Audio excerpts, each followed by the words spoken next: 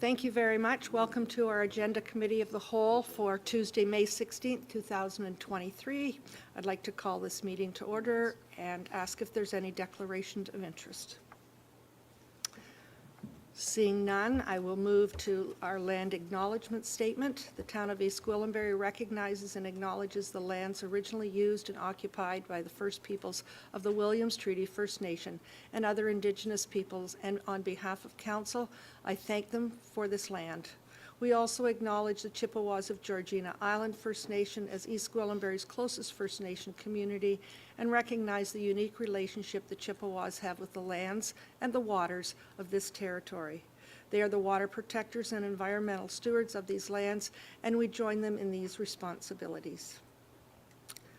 I'm at our community announcements. May 15th to the 21st is National Public Works Week.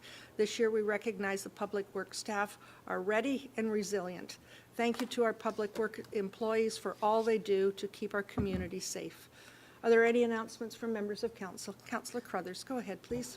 Thank you. This Thursday, we open the farmers market for the season. Very exciting. We have more vendors than ever before. It's going to be a great farmers market right here at the Civic Center, and that opens on Thursday. Thank you. Thank you. Other members of council? Councillor Roy DeClemente, please. Thank you. On a slightly sadder note, I did want to advise council and committee that Mr. Roy Hamilton had passed away recently, and longtime members of our community will know that he and his wife Sharon were instrumental on our trails committee and setting up. They actually built many of our earliest trails in the community, and I think for decades he was the face of Crime Stoppers in York Region, and so I wanted to acknowledge his passing and extend my condolences to his wife Sharon and to the rest of his family and loved ones. But I just wanted to let you guys know that we'd lost a good one. Thank you very much. Councillor LaHaye, go ahead, please. Thank you very much. Through you, Madam Mayor. We have a couple of exciting events coming up. On Wednesday, May the 24th, the Friends of the East Gwillimbury Library will be celebrating their 60th author reading event. It takes place right here in Council Chambers. It's at 7 p.m. And the author who will be joining us that evening is Ian Hamilton, writer of the Mystery Detective series, as well as a new book that's come out. And on May 28th, it is my privilege to be the team captain for East Gwillimbury of the Easter Seals Walk and Roll 5-kilometer event. It will be taking place on Sunday, May 28th in the morning from 8:30 until 11:30. There will be awards, and Newmarket Riverwalk Commons is the location. If you'd like to join Team EG, please feel free to contact me, and we'd be happy to have you on the team. It's for an excellent cause of reducing barriers of accessibility for children and youth in our community, and so we look forward to your participation and your donations. And as Joe Persicini, the founder of this great event, said, if you can't give us your feet, give us your money. So that's a quote from Joe, and a powerhouse of fundraising. So thank you very much. Thank you very much. Councillor Crone, go ahead, please. Thank you, Madam Mayor. We have two announcements I'd like to make. On May 27th, the Alzheimer's Society of York Region and Ontario, for that matter, are having their annual run for the IG Wealth Management Walk for Alzheimer's. And it's on May 27th, and if you can participate, that would be great, or donating would be equally welcome. And the other announcement I'd like to make is Mount Albert's having Sports Day again this year, in person from June 2nd, 3rd, and 4th. So hope you can all make it out. Thank you. Thank you. I'm not seeing any others at this time. We will move along in our agenda to presentations. And our first presentation is T. Dableh on behalf of OLV Developments, making a presentation to committee regarding Holland Green Village. Welcome. Good to have you in our council chambers today. Thank you very much. Good afternoon, Madam Mayor and members of council. As Mayor said, my name is Tony Dableh. I'm one of the owners and the project leads of this development. I'm here with my father, Dr. Joseph Dableh, who had the incredible vision to purchase this land about 25 years ago in East Gwillimbury. And I also am joined with my lead consultant, Peter Grady, who has been instrumental in putting this site plan application together. So We appreciate taking the time to be able to present our application, and we hope that you're satisfied with our vision that we're intending to bring to East Gwillimbury. Next slide, please. So just a quick overview of the lands of where the village is. It's located within the Hillsborough community. It's 9.37 acres of mixed-use residential, the MU5 designation. It's on the southwest corner of Highway 11 and Dogwood Boulevard. On the official plan, its designation is a local corridor. And when we studied this area, we had a few goals in mind. We understood this land is prime for medium-density residential, some retail and commercial, some institutional, and open space and park. Next slide. And so this is what we've come up with. This is a 3D render of the 9.37 acres of mixed use, which we are calling the Holland Green Village. As you can see, there are 7 buildings, 6 of which are primarily residential with ground floor retail.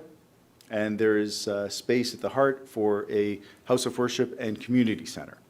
And in the middle, a very vast central green area for all to enjoy a well-architected community.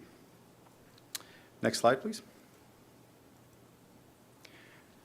This is another render of what it would look like looking north from the house of worship on towards Dogwood. You could see that the central green is primary feature of this, and we've really taken good care to maintain a livable scale for the residents.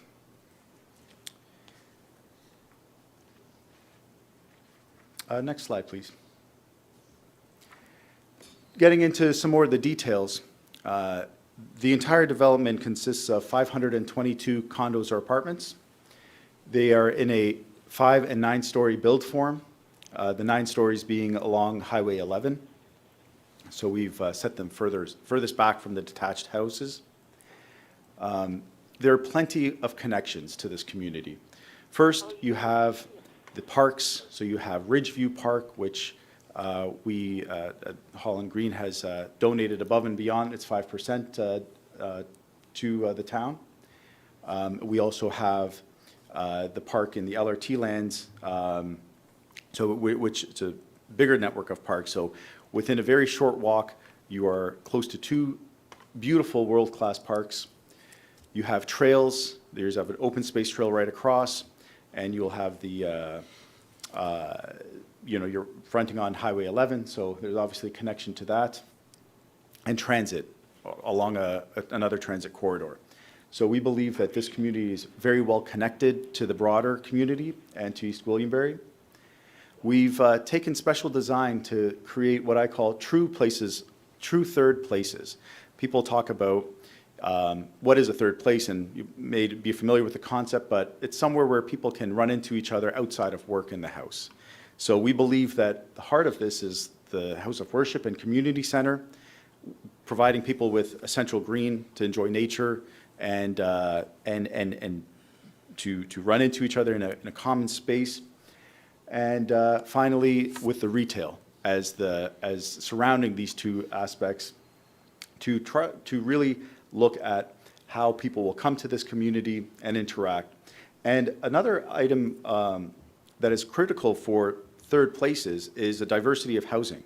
And so not only are we providing diversity within this community for a range of condo and apartment sizes, but the third place of the central green and the retail really looks and pulls together the broader community of the detached homes of the Hillsborough and the more estate lots of Sherwood Glen. So we believe that this is maybe one of the best examples of providing true third place and community for the residents of East Gwillimbury. Next slide, please. This is the render as you would enter in the Hillsborough community from Dogwood. So this is actually, coincidentally, this is our first phase that we're proposing. I'll take a brief moment to talk about the architecture. We first looked at East Gwillimbury's design and urban design guidelines and realized that Georgian architecture was the heritage of which East Gwillimbury used, and we wanted to maintain that legacy and that heritage and enhance it.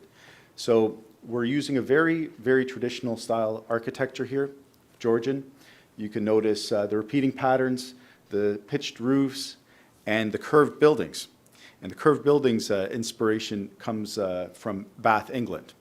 And so this is what we're trying to bring is terms of real, true architectural beauty. And we believe that this is the best form of sustainable design. Next slide, please. This would be the view from the Vista Park, looking across Holland Vista. So you could imagine families playing in this beautiful park, and they want to go grab ice cream, a cool drink, a coffee. They have now a retail space and plenty of seating to do so after they've taken their kids to the park or they've enjoyed whatever amenity there in the broader community. And this is, every entry will actually have masonry features to really give people a sense of welcome and that they've entered in something. So we've taken very close care about the boundaries of the community, and we believe that it's reflected in these renders. Next slide, please.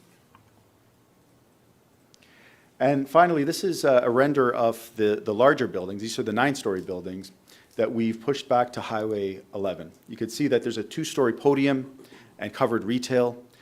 We believe that this allows for a nice transition and ensures the streetscape. So we talk about, you know, human scale developments. What people are really going to be interacting with is the 2 stories and the higher towers, which provide a little bit more density to the community, is pushed as far away from the detached lots and as far away as possible. And you can see that it's curved and stepped down so that you don't have these, you know, overwhelming buildings looking over the central green. It's really, we've taken a lot of care to soften that through setbacks and through a relatively low scale podium. Next slide. So beautiful renders are one thing, but we believe that we're going through and pushing the boundaries to give the community even more. And that is primarily through the parking. 800 out of the some 945 spots required are underground. So this, we believe, is one of the greatest features of the community from a climate change perspective, from a pedestrian-friendly perspective. You know, there's very little surface parking and street parking, only enough to support deliveries and quick stop-bys to the local retail. But the resident parking, guest parking is all underground. The architecture that respects East Gwillimbury's heritage obviously is paramount and front and center. The Central Green is not just any park. It is a great opportunity for outdoor markets, event space, monuments, and ideal for small-scale retail. Speaking of small-scale retail, we have in total 38,000 and change square foot of small business retail, and it is double-sided and looped. So when you look at how people would go through these shops, it's really designed so that people kind of go back and forth, side to side on the streets to ensure the best, I would say, shopping experience for people visiting the retail and for the business owners. You're actually providing the best way for customers to travel through the area to maximize their business potential. And finally, I'll let Peter talk a little bit more about the diversity of housing options. Okay. Well, diversity of housing is a popular subject these days. It's popular at the provincial level, at the region, and also in East Gwillimbury. What we're looking at here is a combination of apartments and condos. We're dealing with a subdivision which is primarily, but not exclusively, single-family housing. We also have some duplexes, and we're probably going to be looking at some townhouses. Attainability of housing is a new phrase that has been raised by the provincial government, and we're going to try and address, to some extent, all of these things. We're dealing with them conceptually. Seniors housing is another element of what we're looking at. These are purpose-built apartments with seniors-friendly design, location at the bottom of a building as opposed to multiple stories up. We think that the diversity of housing in terms of policy and in terms of meeting the provincial government's design and requests is going to show up in spades in this particular development. Rent geared to income is not going to be part of this. Supportive housing is not going to be part of this. But we will be able to do things like rent to own. There will be options as between apartments and condos and that sort of thing. So. Next slide, please. We have some rough phasing. We're not obviously going to build 522 units altogether all at once. What we're looking at is a first phase of 84 apartments or condos and 15,000 square foot of retail, which is in total size of 121,000 square feet. That is the two buildings you can see to the left. Our phase 2 is an additional 200 apartments and condos and 9,000 square foot of retail.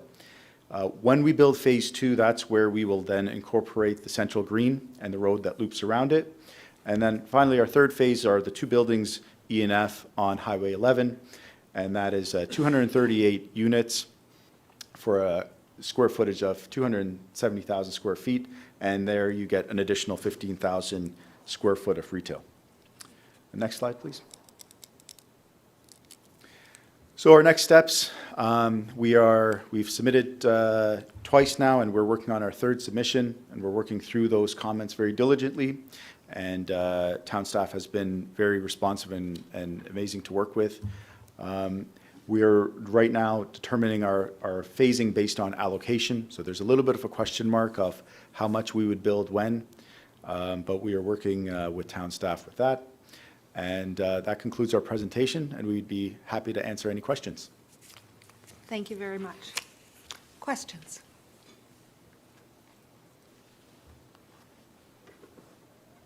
Councillor Roy Clemente, go ahead, please. You know you can always rely on me to go first. I if know you- first, yes. Thank you very much, Mr. Dableh, for this presentation. I guess through you, Madam Mayor, I'm just wondering if you require an official plan amendment in order to implement this. It sounds like you don't because you're doing site plan, but you're not looking for any amendments to ROP. Is that correct? Through you, Madam Mayor, that is correct. So this is, we do not need an official plan amendment. We do not need a zoning bylaw amendment. This is all within the current planning policies in place. That's the second time in 12 years I've heard that from the industry. So I want to congratulate you on that. Just a bit of questions. My next question, Madam Mayor, just about the structure of ownership versus how it's being put out, how it's being built out and marketed. So you talked about a mixture of condo, freehold. What's happening here? Is it a condo or is it a purpose-built rental? What's your vision? Through you, Madam Mayor. The short answer is that it will be both. So we have a desire to own some of the property and rent it out. We also have a desire to provide a way that people can own their own units through a rent-to-own. The question really will be answered once we have a clear picture of allocation. And I would hate to sound like a broken record on that one, but it's hard for us to look at the finances and the pro formas without knowing how much are we going to be actually building out and when when those units are going to come. Obviously, the less phases we have, there's more efficiency in construction and overhead for the sales and whatnot. So we have, as developers, we're committed to providing that to the community and the residents. We just are still looking at the options as things become clearer. Thank you. Thank you. And then square footage of these units. You've got 522 units. Are they all one bedroom with den? What are you, are there some larger Yeah. units that would be suitable for a family? Yep, through you, Madam Mayor. The unit sizes ranges from 600 square foot to 1,600 square feet. And so we do have a site statistics which breaks down each units, but I gave my architects the direction to ensure that the units were larger than what you would see in Toronto. So the affordability does come through having products that are smaller in size, but there is a larger proportion that are two-bedroom plus den. There are some duplexes on the upper floors where you have the roofs that pitch back. Those would be two-level units. So, we kind of heard anecdotally from one of our engineering firms, head engineers. He goes, I have my parents live in East Gwillimbury, and they want to go to an apartment. They don't want to. They need to downsize, but they don't want to move. So that was kind of how we determined the unit size, and that was, if you had a detached house, what would you like to move into? Maybe not a 600 square foot apartment, but maybe a 1,400 square foot apartment, and we're providing that. Thank you. I think we talk about affordability, but also livability. It's one Correct. thing to be able to afford to live in a 600 square foot space, but not so convenient if you have 3 kids. Thank you. Councillor Crothers and Councillor Crone. Thank you. Madam Mayor, this is very exciting. It's nice to see a development that's not asking us to change our official plan that we put so much work into, or any of our zoning that we feel is very important. The sense of place that this provides, I think, is something that we need. From an affordability standpoint, it's not just about the size of the units, it's also about having that retail there so that every family doesn't need 2 cars, that 1 car should be enough if they can get some of their basic needs met within a walking distance. I love that it's not sprawl, the more we sprawl, the less affordable it is for everyone needing more roads, more parking spaces, more cars. 2 questions. I've had the pleasure of meeting with you already, and you talked about the phasing of the underground parking.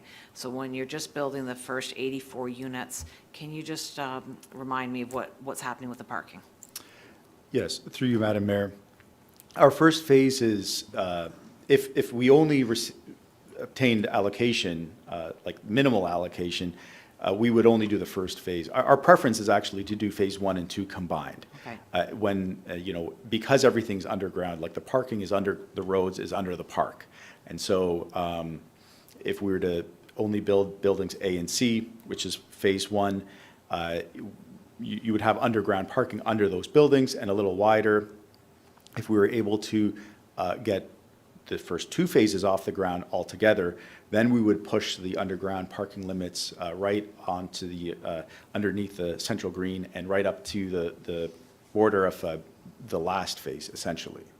Okay. Does that answer the question? That does answer the Okay. question, yes. It's a little tricky building it in phases when you have the underground parking, but it sounds like you have a good plan. And my last question is, you brought up an interesting point about people wanting to retire and move out of their detached homes.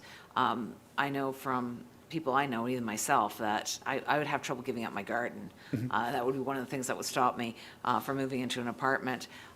Is there a way to incorporate some sort of community gardens so those residents that are missing that part of their old home can have some place to get their hands dirty? Sure. Through you, Madam Mayor. One of the actually garden areas that we didn't even really touch upon is the residential quadrangle. So not only is there a public central green, which has, the world is our oyster into how we would involve the community in that, but even for the residents, there is a substantial area just for the residents within Building D there in our second phase. And so that was really, I would say that would be a second opportunity for that, for involvement. We want to, we want to attract people to come here. So you have to provide that sense and that beauty for people, for this to be truly desirable, because, yes, I would not want to give up my detached home just to feel like I'm in a box floating in the sky. I need something there to bring people together to attract. So yeah, that would definitely be the place I would do it. Wonderful, thank you. That's all. Councillor Crone, go ahead, please. Thank you, Madam Mayor, and thank you to our presenters. This is probably one of the nicer proposals that I've seen in a long, long time. So congratulations to you and your team for putting together. I think it looks dynamite. Great. And I can't remember a time when someone presented a development with a house of worship and a community center built in. So good on you for doing that. Just curious, and some of my colleagues touched on it a bit, but I'm really fascinated with who you think the market will be. How will you sell it to seniors? Is it to young first time early young families or first time home buyers? What's your marketing approach on this? Through you, Madam Mayor. I believe the primary market would be young families. If you look at the detached homes, we have extensive interactions with the residents there. So you could see that this is a place for young families. This would provide, if you couldn't afford a townhouse or a detached home, and the prices in this area have gone up over the last decade quite a lot. And so the idea is we're providing a product that comes underneath the townhouse price point. And so that's where, that's what you'd be looking at and it would be size dependent. Now, there are a few other items that we're looking at in, let's say, the ground floor that we can help people, let's say, with a common office, common shared space office in the building. That would allow somebody to, like I have almost a 2-year-old running around my house. And so that could provide at least that extra room that somebody could go if they had a child working and they're working from home. They wouldn't have to necessarily upgrade to a larger unit. They wouldn't have to rent or buy a 3-bedroom. They could get 1 bedroom less and use a shared office in the building. So there's a lot of items like that we're trying to do through intelligent design that we don't need necessarily government action on or whatnot, but we're trying to do that through intelligent design, and that benefits us because it becomes a more desirable building to live in. Thank you. Councillor Foster, go ahead, please. Thank you, Madam Mayor, and good afternoon. Good to see you guys again. One thing that I didn't notice, there was no mention of in your phasing where the Faith building would be. I'm assuming that's at the end because you got to have some people there to use it. And I believe that when Councillor Carruthers and I met with you earlier, we talked about the Faith building and we talked about how interesting it might be to explore maybe a multi-faith building, so that we've got a well-used, area there and the whole community can kind of use it. I know we're early, but is that still sounding like a viable option? Yeah, through you, Madam Mayor. The House of Worship and Community Center would be part of the Phase 2 because you need that road there and you need that parking. You kind of need enough critical mass of residents to essentially pay for the shared parking underneath that facility. So, I guess the type of faith that would go there, I would say maybe a little bit early. I would say that could be probably determined if the land was for sale or who would develop that, what their interest would be in there. But it would be really part of the Phase 2, and that would then hinge on allocation. Thank you. Just as long as we're still on the same wavelength, I really like the idea of a multi-faith building so that it's well used. I mean, we look at those types of buildings in lots of communities and basically 6 days they sit there not being used very well. So something along that line would be great. Something about the community center, Yeah. Yep. center for seniors. Through you, Madam Mayor, we believe also the size of that house of worship may change. We've kind of left it a little bit scalable so that we can always increase the size of the community center, and there would be the seniors' opportunity for an operator there. And so that it might shrink, but then the community center might get bigger. The good news is that the parking has already, we're kind of almost taking a worst-case scenario for the parking, and that would all be covered in the underground as well. Thank you. Any other questions or comments? I'm not seeing any. I want to thank you very much for taking the time to learn about our community, and it's clear to me that you know a lot about who live here and those that choose to come and live here in later times. So thank you very much. We're very excited, as I think you've heard from most people, if not all, that we're very interested in where you're going with this and how we can help to make it happen. Great. Thank you very much. Thank you very much for being here. Councillor Foster, would you move that? Thank you very much. And we're down to, all in favor? That's carried. Thank you. Let's see, down to deputations in our program, and I know that Kathy Mitchell, on behalf of MAD, was not able to come due to last-minute issues, so I think many, if not all, of members of council are well familiar with MAD, and will make sure that she is able to come back another time and talk to us about the bench that she has in mind. Item number 3 is Janet Wheeler making a deputation to committee regarding her property.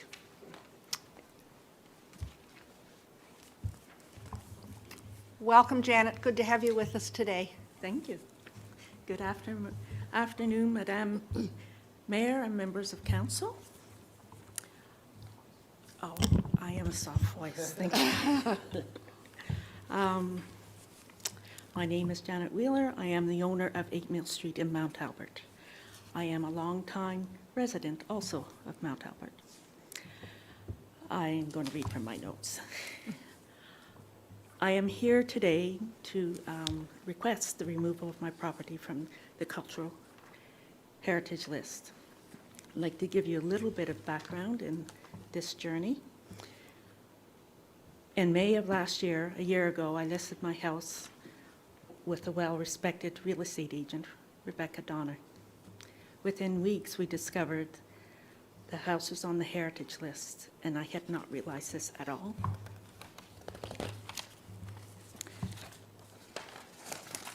My house has been on the market.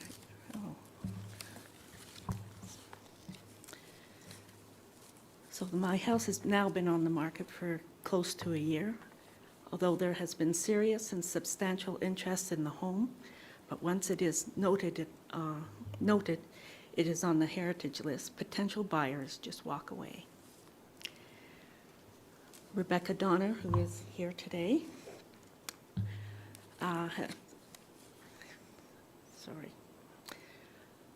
has kindly provided a letter describing her experiences with potential buyers.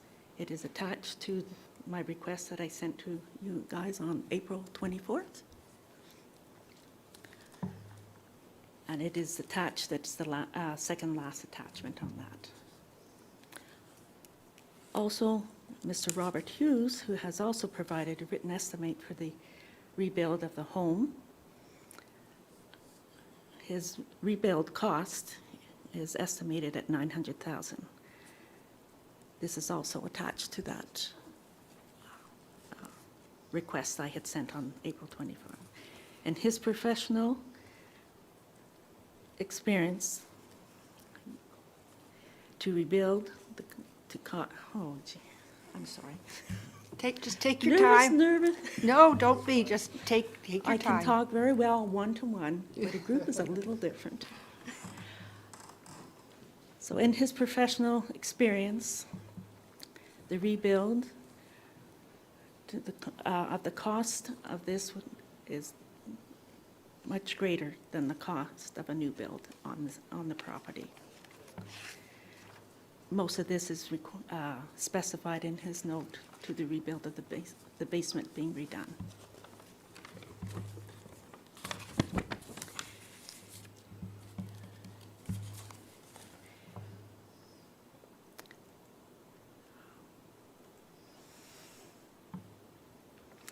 In July, I met with the Heritage Advisory Committee, HAC.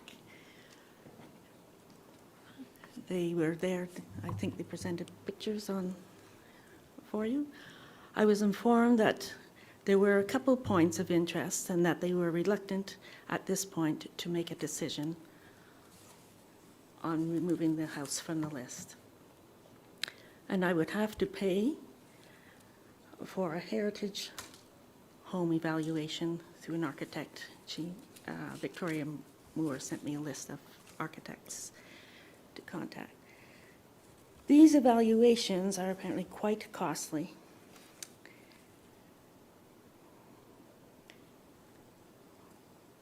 And at this point, I just felt a necessary financial burden on me. Currently, the house has not been heated. I'll just tell you a wee bit. Currently, the house has not been heated since last September, and the water street level has been shut off due to burst pipes.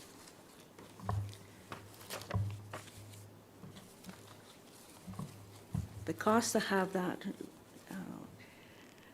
and in these tough economic times, all of these expenses are beyond my financial limitations. I personally have not been able to go up or down the stairs or to the basement in the last 2.5 years.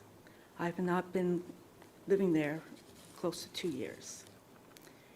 This is due to an injury that I sustained in the house, and I have limited mobility and safety issues, and I cannot live there. I appreciate, understand the town and them wanting to preserve heritage key points of the house and in the town. However, myself, my realtor, Rebecca Donner, professional contractor, Rob Hughes, and almost every realtor that has been through the house and the property to be in agreement that the house is old and that there's few historical elements left to preserve. I am asking you, the committee of the whole, to please consider my situation and limitations, as well as the evidence I have provided in making your decision. Thank you, Madam Mayor and members of council. Thank you for your time. Thank you very much. Questions? I'm not seeing any at this time. That doesn't mean there won't be some later. Your presentation was very thorough, and we appreciate it very much. And there will be a meeting regarding discussing it. Thank you very much. Thank you. Councillor Crone, would you move? Happy to move that. All in favor? That's carried. Thank you very much. Do we want to move up J3 that deals with it? We can do that. J3 deals with the topic just discussed with Mrs. Wheeler, and I'm wondering if we would like to move that up at this point for discussion. Moved by Councillor Roy DeClemente. All those in favor? That's carried. So we're at J1. Oh, I'm sorry, it's not 1. 3, Madam Mayor. It would be item J3 under Development There Services it is, section. yes, thank you. Didn't go down the page far enough. Questions, comments from members of committee at this point? Councillor Crone, go ahead, please. Thank you, Madam Mayor. Here we are once again, talking about heritage properties, and I don't think anyone here likes the prospect of having to delist them, although sometimes we do. But we bemoan the fact that we've delisted them, and we don't have any other mechanism to assist in these situations in the future. I would, maybe suggest to staff that we look at some other communities out there, like Markham. I've suggested to Ms. Bejane before. Markham does something interesting with, they have a street at the corner of Highway 48 and 16th, and they relocate their buildings there. That's kind of neat. We could set up a heritage fund where, when we find, in the past, we've had to find developers for buildings that were knocked down without cause, and we find them. Maybe that could be a fund where we deposit the fines to help preserve properties like this in the future. Now, I think Ms. Wheeler here has put forward, her concerns about being on the list. Didn't realize she was on the list, and now it's causing a bit of grief for her. So, like I said, no one enjoys this, but I think in this case, we're going to be in a situation where either we have to step in and preserve this ourselves, or we're going to have another situation of demolition by neglect, and then it's a blight on the neighborhood. So, for me, I would vote in favor of delisting this. That's my opinion. Thank you, Madam Mayor. Thank you very much. Councillor LaHaye, go ahead, please.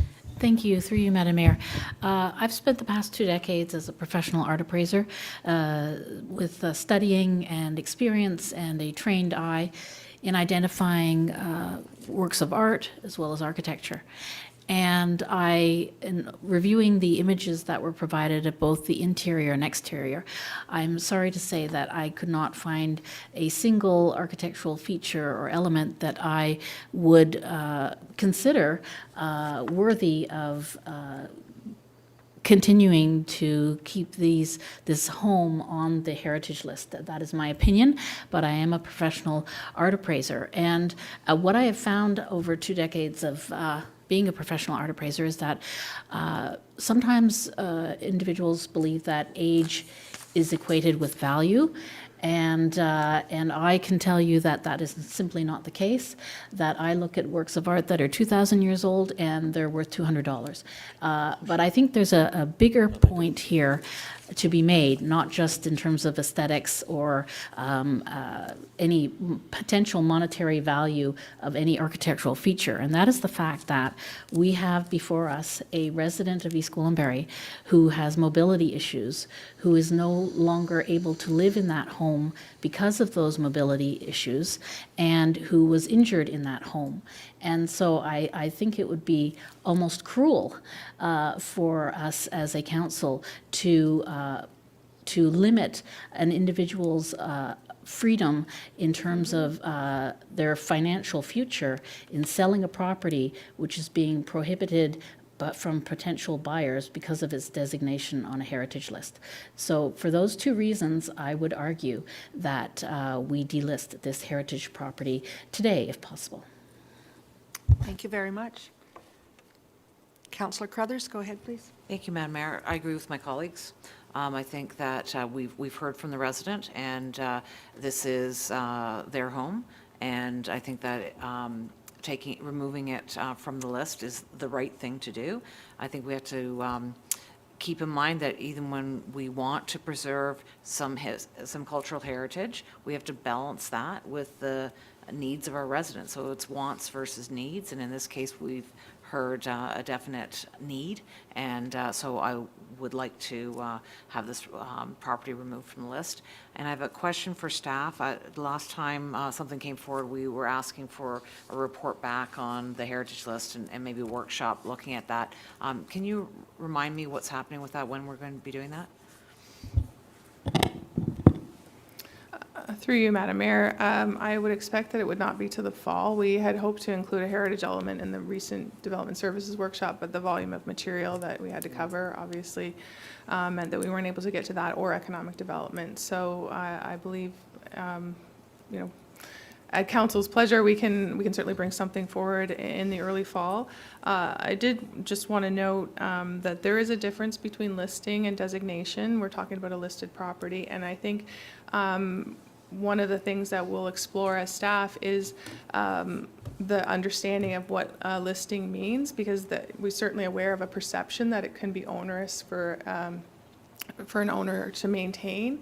But in fact, beyond the requirement to check with the heritage, check with the planning department before any significant renovations are undertaken, they're likely not as restrictive or onerous as the perception is. So I think we have an opportunity to sort of clarify and remove some of the concerns around purchasing a property that is either listed or designated.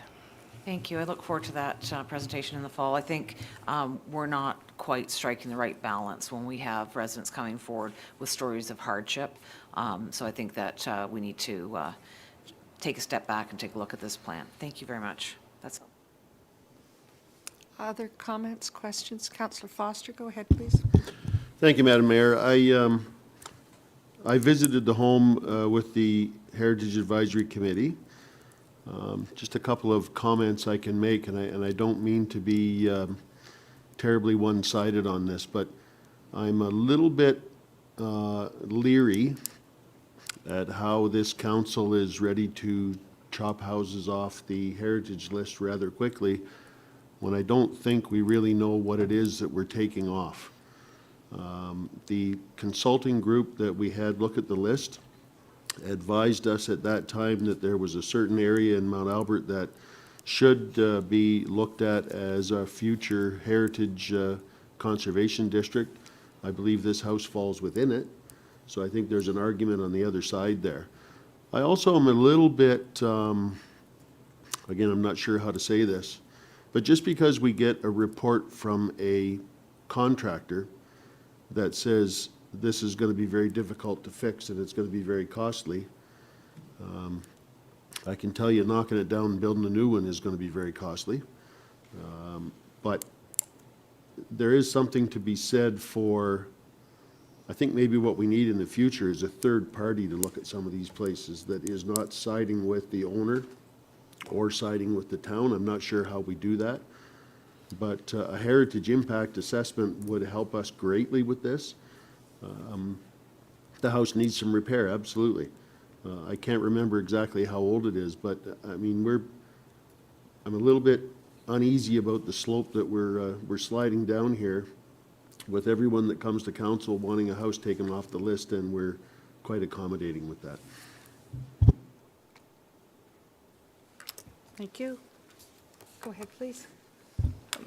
Through you, Madam Mayor, if I may, to Councillor Foster's point, one of the things that we can bring forward for council's consideration is a different approach to the heritage evaluation or the assessment.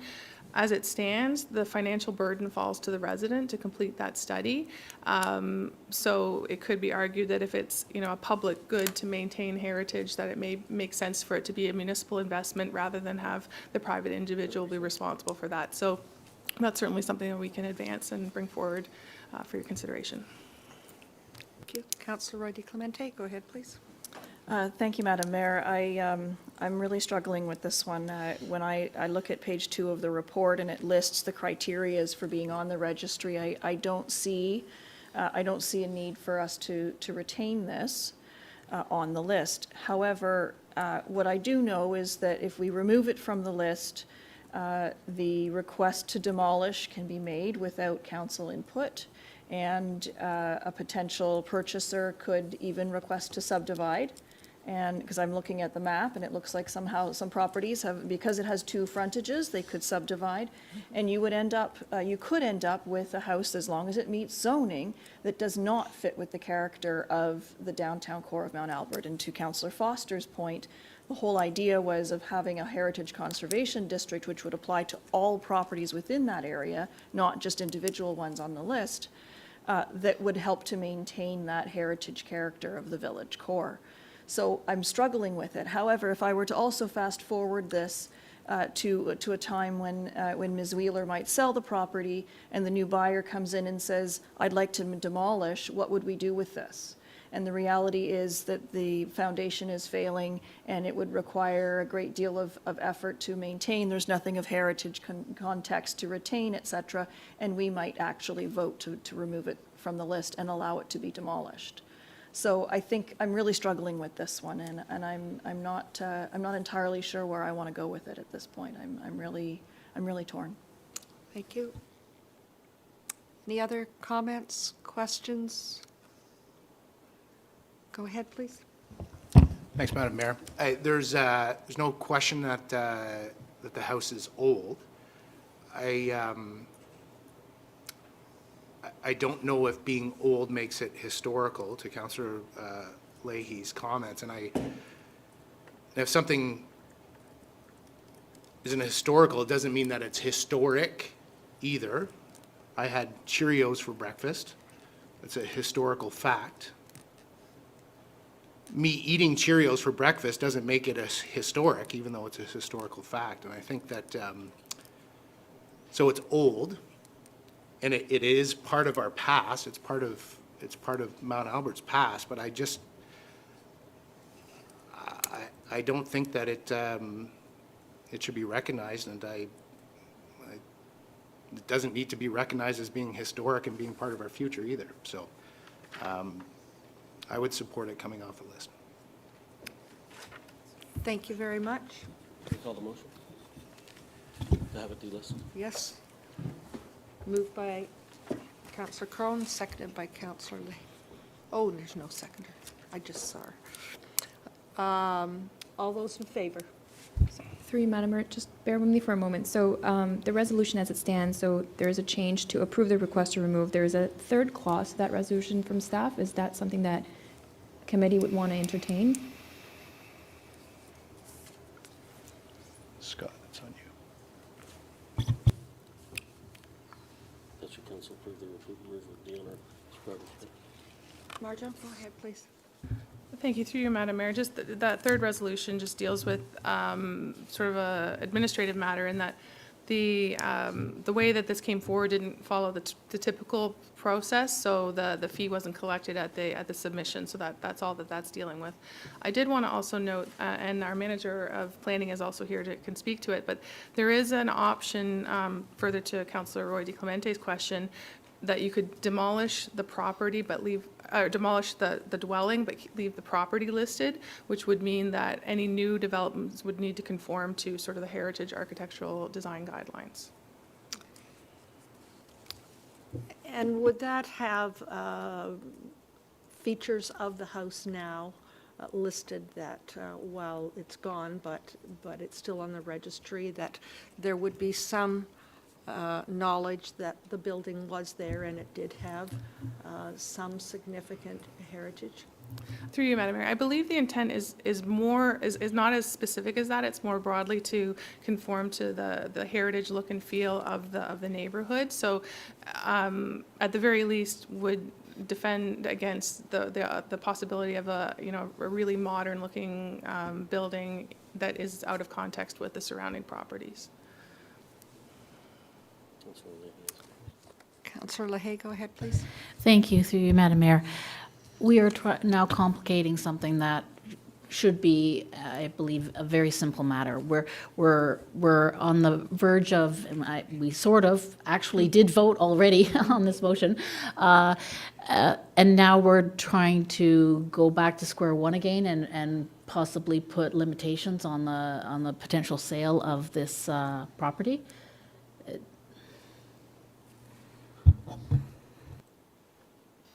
Go ahead, please. No, through you, Madam Mayor, just as a point of clarification, I was just, the question was raised if a demolition application came forward, what would be the implications, whether it's from the current owner or a future owner. The point was just that the property can remain listed while we could still approve the demolition of the current dwelling. So it would just defend, again, if you delist the property, then you've lost that sort of umbrella coverage, if you will.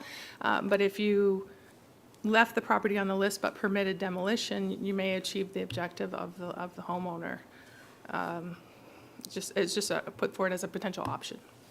Should we maybe ask the applicant? We have some questions first, thanks. Go ahead, please. Thank you, Madam Mayor. I actually see a very good compromise in what Ms. Bégin has raised, in allowing for the owner or the future owner to be able to demolish, because I expect that the great deal of value is in the land and not necessarily in the structure.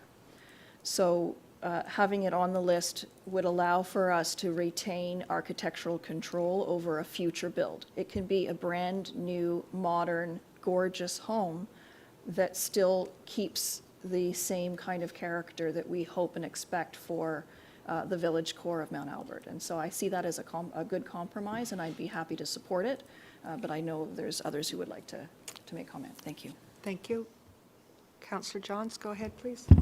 I think to Councillor Carruthers' point on the being able to, in the fall, be able to be better informed, being very frank, like the option, I feel like we just called an audible on the play here, and like, I don't know that it's fair to us as councillors.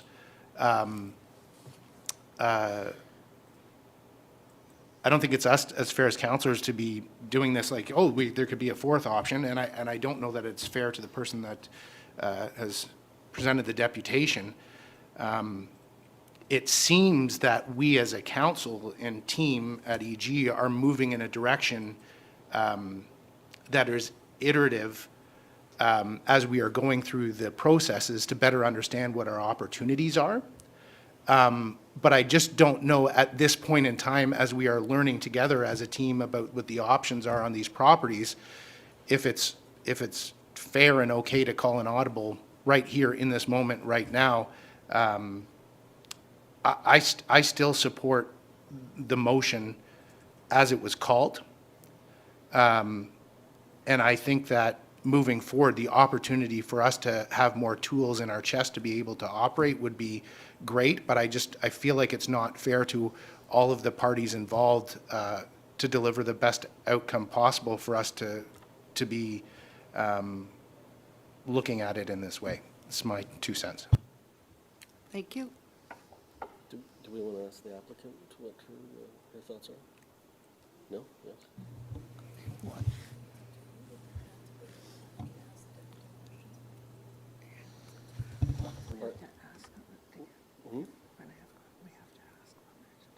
Okay, or do you just want to do them? Let's just do them. We still have people speaking, so we'll just keep on going. We still have members of council with their hands up, so I'll continue until we feel we have heard from everyone. Go ahead, Councillor Carruthers, please. Thank you. I agree with Councillor Johns. I'm not sure I have enough information on this compromise to keep the property itself listed, but not the house. So I wouldn't want to move forward with that without knowing what all the implications are. Councillor LaHaye, go ahead. Yes, please. through you, Madam Mayor. We voted already. I saw Yes. hands raised, I saw the vote happen, and then after the vote had happened, we reopened things again. So I would like to have an acknowledgement that the vote was cast and did pass. Go ahead, please. Madam Mayor, the vote was not complete. You did not announce the results of the vote, nor did you ask if any were opposed to the motion. Thank you. Madam Clerk. Through you, Madam Mayor, that's correct. You did not, pursuant to the procedure bylaw, you did not announce the results of the motion that was presented.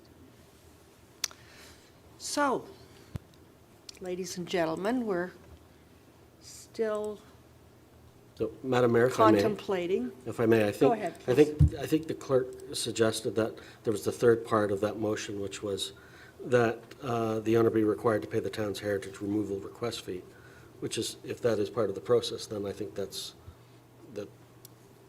just that we include that. So I don't have an issue with that. So I would, just to reiterate, I would say that the motion should be to request to remove the property from the town's Registry of Cultural Heritage, and that the owner be required to pay the town's heritage removal request fee.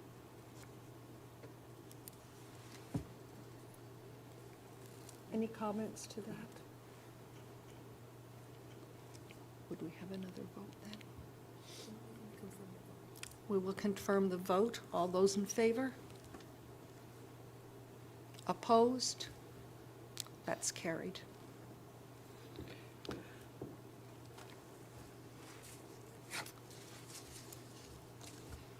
Now, yes, go ahead, please. I did hear that members of committee wanted to ratify same day, so I'm just putting that forward Thank you. in trying to be helpful. Yes, yes, to ratify it today. Yes. All those in favor? Opposed? That's carried. Thank you very much.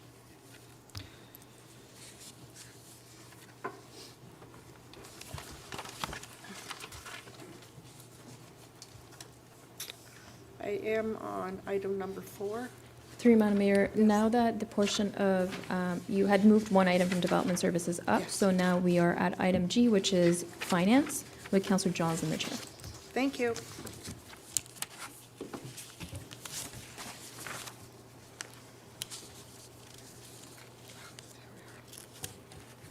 Thanks, Madam Mayor.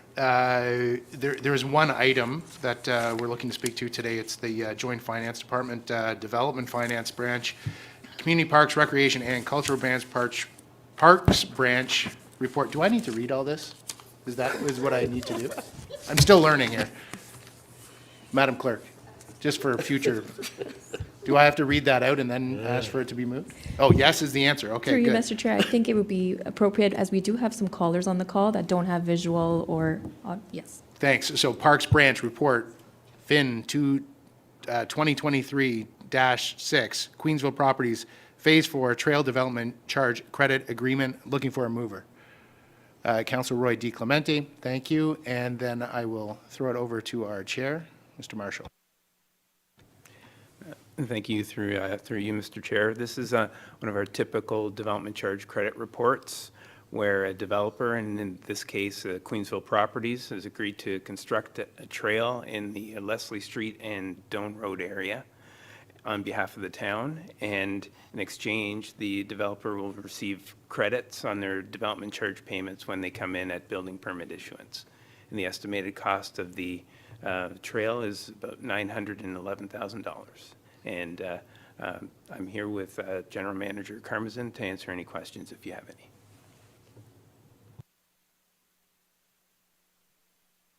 Does anybody have any questions? Councillor Carruthers. Thank you. It looks like the trail just dead ends. Is it not a loop? Mr. Karmazin, do you want to take that, or?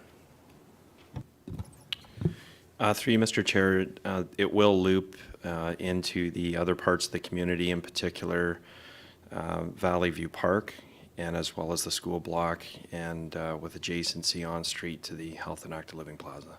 This is one of the phases of the trail development in this particular community. So the 900,000 is just for this one portion of it? By the time we're done, it's going to be a multi-million-dollar trail? Through you, Mr. Chair, that is correct. And from this map, it looks like you just access it from Leslie Street. I'm assuming there will be other access points? Through you, Mr. Chair, that is correct. There will be several other access points throughout the community. And will there be the ability to park? Because not everyone can walk to the trails. Through you, Mr. Chair, there will be opportunities to park and access trailheads at the school block, at the Health and Active Living Plaza, and I believe there is on-street parking not adjacent to housing, adjacent to Valley View Park as well. Wonderful. Thank you so much. Anybody else from the committee? Councillor Roy D. Clemente. Thank you, Mr. Chair, through you to Mr. Karmazin. Once the trail ends at Leslie Street, is there a facility along Leslie Street for people to be able to continue north into the subdivision? I'm just wondering why I don't believe that there's a multi-use path or even frankly a sidewalk in that area. Through you, Mr. Chair, I would have to refer to my colleague in CIES to determine if there's a connectivity on street along that corridor.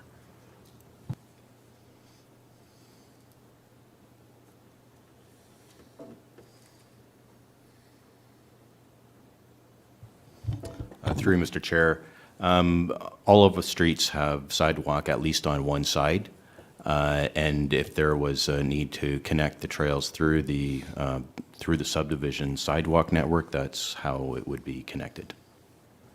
Mr. Chair, I'm not sure, I'm pretty sure that there is no sidewalk on Leslie Street in that space. That's right at Doan. There might be a gravel shoulder.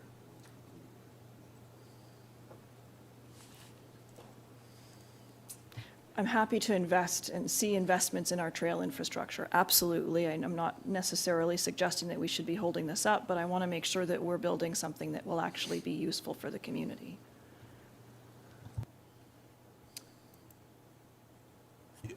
Was a statement, so any other questions, comments from the committee? What I will suggest, since it's my motion, is that we approve the development charge agreement and that staff report back to us on the future trail connections. Seems like a great friendly amendment. Is anybody else? To my own motion. Yeah, there you go. So I'll look to committee. Any other, I'm watching people's eyes. Did any of staff wanting to comment here? Or yeah, Mr. Karmazin?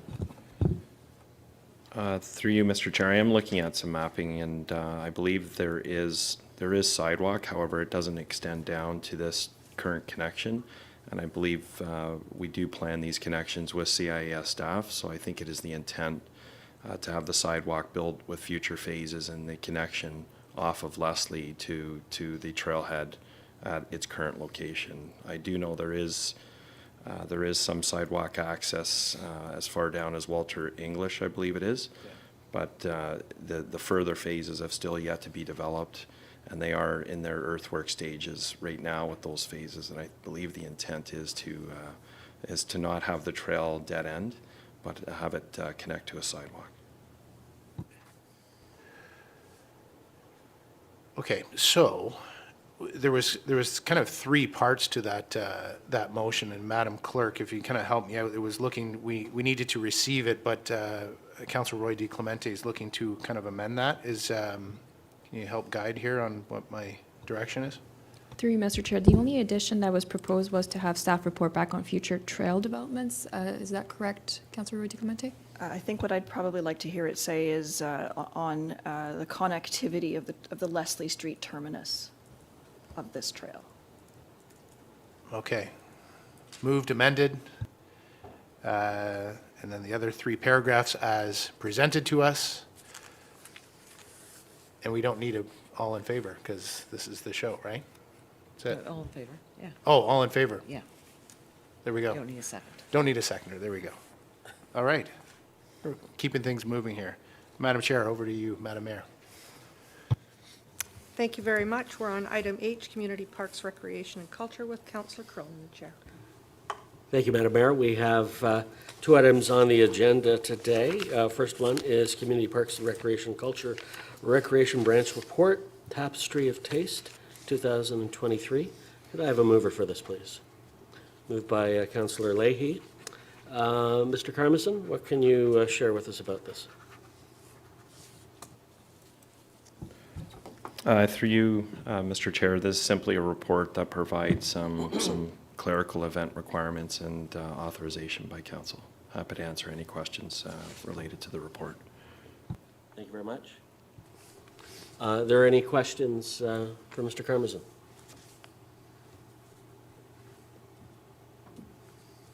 Seeing none, I will call the vote. All those in favor? None opposed? Motion is carried. Thank you.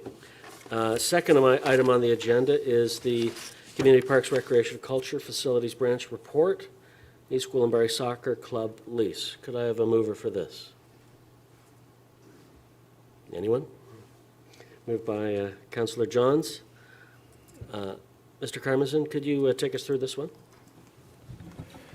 Through you, Mr. Chair, this is simply a terms of reference for a potential lease agreement with an affiliated sports group that's growing very rapidly, and provides details related to the terms of reference for a short-term occupancy at this facility. The facility is currently not being utilized, including accommodations for staff, as it's a small footprint, negligible footprint that's immaterial for supporting staff at this time. Happy to answer any questions that council may have. Thank you, sir. Do we have any questions for Mr. Karmazin? Okay. Seeing none, I will call the vote. All those in favor? Okay, unopposed, motion is carried. Mr. Karmazin, do you have anything else that you would like to share with committee? Through you, Mr. Chair, nothing further at this time. Thank you. Okay, thank you. Do members of committee have anything they would like to ask Mr. Karmazin? All right, seeing none, I will pass the chair back to you, Madam Mayor. Thank you. Thank you very much. We are now at Community Infrastructure and Environmental Services with Councillor Leahy in the chair. Thank you very much, Madam Mayor.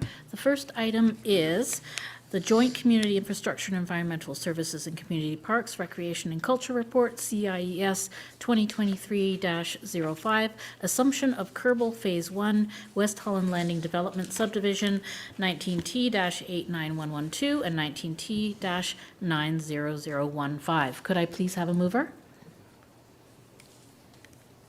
Thank you, Councillor Johns. And the report is moved by Councillor Johns. General Manager Molinari, do you have any comments? Through you, Madam Chair. This is a standard assumption report for approximately 213 lot subdivision. The works were completed in 2021, and the 13-month maintenance period expired in August of 2022. We're still retaining some securities for the pond, which would be assumed as part of a future phase. There's some additional line painting work that was not part of the original agreement that the developer is happy to put in place for us, which works will be taking place this summer. Along with, there are some minor deficiencies related to playground equipment and trees, which is also going to be taken care of this summer. So at this point in time, we believe that it's ready for assumption, and happy to take any questions. Thank you. Are there any questions from members of committee? Seeing none, I'll call for a vote. All those in favor of the motion as presented? Thank you. The motion is carried. And moving on to item number 2, Community Infrastructure and Environmental Services Memo, Young Street and Highway 11 Multi-Use Path and Street Lighting Update. Could I please have a mover? Thank you, Councillor Roy DeClementi.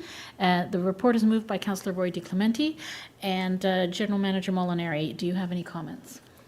Thank you, Madam Chair. This memo is really just being brought forward for information for council, and really to highlight that it's a fairly significant project, multi-phase, and we wanted to let council know that we'll be hosting a PIC with this project at the same time as the Holland Landing revitalization project. So we'll bring both of those together at the same time and get some public feedback and provide a report back to council on findings. Very good. Are there any questions from members of committee? Yes, Councillor Roy DeClementi. Thank you, Madam Chair. Through you, just a comment that I'm sure that our Active Transportation and Trails Advisory Committee would be very happy to engage in this process, and I'd like to see this information shared with them as well. We also get a fair amount of community input requesting this kind of infrastructure, and I think it would be helpful if there was some sort of repackaging of this information so that people who are looking for it, we can share and say, yes, it's in the works, here's the plan. Thank you. Excellent suggestions. And Councillor Foster? Thank you. This is a much-needed walkway or multi-use path, whatever we want to call it down there. The only thing that kind of jumps out at me is a 4-lane road, and we talk about the pedestrian signal crossing. When we get to a PIC, will there be more information about that, pictures, that type of thing? I'm just, again, thinking a 4-lane road is going to be a little more tricky than your average. Through you, Madam Chair, it's a regional road, so the region will be taking the lead on that, but my understanding is that it'll actually be a signal crossing at that location. So, but it'll have to meet the requirements for that class of road.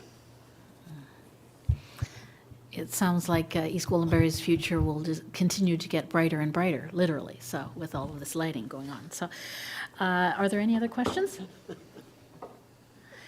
Seeing no further questions, I'll call for a vote. All those in favor of the motion as presented? Thank you very much.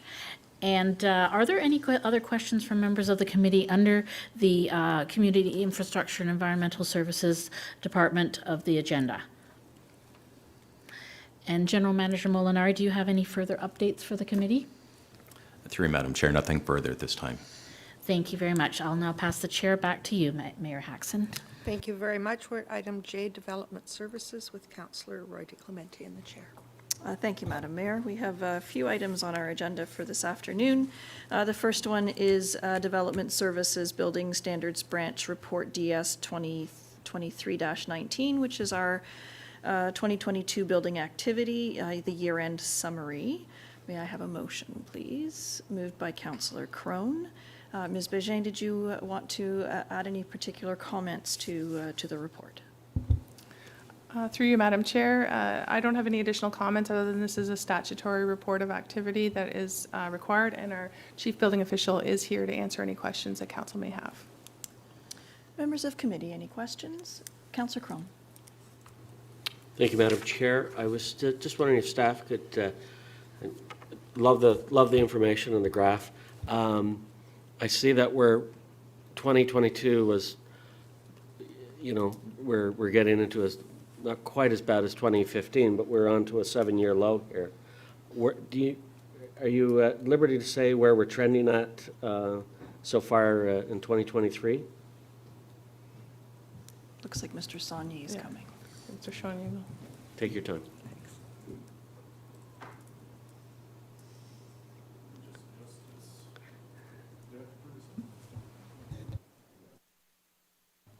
That's on, thank you. Through you, Mr. Chair. So I don't really have a crystal ball, but we're really subject to economic forces. Right now, there's a general decline in the number of permits that have been applied for so far this year. However, as development is getting approved, I do see an uptick in the next couple of months or so. Madam Chair, if I may. So would you say, are we at above, below, or at par with where we were last year at this time?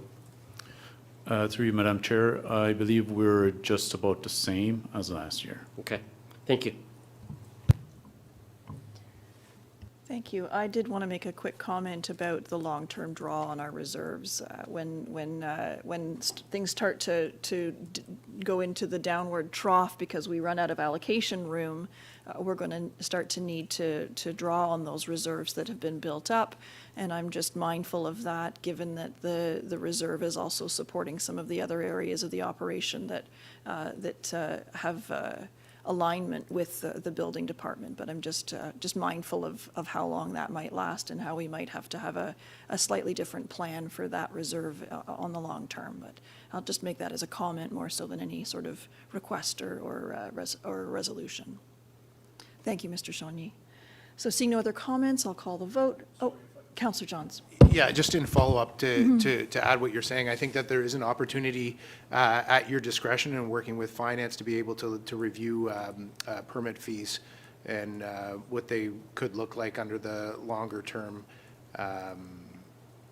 As Councillor Roy DeClemente called out, under that the environment of allocation challenges and what tools we have in order to ensure that our revenue is where it needs to be. So again, I'll leave that as a comment and just wanted to build off of your comment as well. So thank you. Thank you, Councillor Johns. Any other comments? Seeing none, we have the motion as presented by Councillor Crone. All those in favor? And that motion is carried. Thank you. The next item on our agenda is Planning Branch Report DS 2023-20, a draft plan of condominium application from Wycliffe Thornridge Sharon Limited at 1420 Mount Albert Road and 19202 Leslie Street. May I have a motion, please? Moved by Councillor Crone. Ms. Bégin, please go ahead. Thank you. Through you, Madam Chair. Council is likely aware of previously approved planning applications that have been submitted by this applicant. What we're looking at today is the draft plan of condominium application, which will provide a series of common element features such as laneways, the illumination way, postmaster way, as well as other common elements such as the parkette, walkways, and visitor parking areas. Just wanted to note that prior to receiving final approval, of course, the applicant will have to satisfy all town and regional conditions prior to that final approval. We have the planner on the file here, as well as the applicant, to answer any questions that members of committee may have. Questions from members of committee? I had one for you, Ms. Bégin. Will these provisions be registered on title for these properties? Thank you. Through you, Madam Chair. Going forward, and as we start to see more and more condo-style developments, that is the condition, or the conditions are registered on title, so they will pass from owner to owner. So I know there has been some concern expressed about expectations, but whatever is agreed to as part of this agreement will remain consistent even through ownership transfer. Thank you. I think that's important, given that there's parcel of tied land, condo, and service agreements that are provided for. It's a bit of a mosaic, if you will. And this is just simply, to you, Ms. Bégin, this is simply just implementing what was agreed to previously. Exactly. Through you, Madam Chair. Yes, it is. And we're being consistent with other condo agreements, given the width of the road and so on, because I know in the past we've had issues with water versus waste collection and so on. This is a consistent methodology. Through you, Madam Chair, and I will defer to my colleague from CIS as well, but my understanding is that the intent is, wherever possible, should the road widths permit it, that we will proceed with municipal waste collection, and that will be a consistent process moving forward. Mr. Molinari, we keep putting you on the hot seat even though it's not your area. Through you, Madam Chair. Yeah, that's correct. This particular development is a little bit of a hybrid in that portions of it, we can have our collection vehicle proceed forward without reversing, and there are portions of it where the collection vehicle is not able to do that in a forward direction, and that's the portion of the plan that would remain private. And so this development is really setting a bit of a precedent in terms of establishing how our servicing will be carried out in future developments as well. Thank you, Mr. Molinari. Any other questions other than mine? Seeing none, I'll call the vote. All those in favor? And that motion is carried. We have already dealt with item number 2, which was the heritage list removal from 8 Mill Street in Mount Albert. The next item on our agenda is from our bylaw enforcement branch. We've got all of them at work today. Development Services 2023-22 sign bylaw amendment. May I have a motion, please? Moved by Councillor Leahy. Ms. Bégin, did you want to present this? Certainly to you, Madam Chair, and our Manager of Bylaw Services is here as well, can speak to this. But essentially, this is an update to essentially strengthen our ability to prosecute. The former version of the bylaw stated that we could only fine the owners or the producers of the signs, not the people installing them. And this gives us a little more latitude to be able to fine or address the people that are actually installing signs in areas where they're not permitted, and if they're doing so without a proper permit. Thank you. Any questions?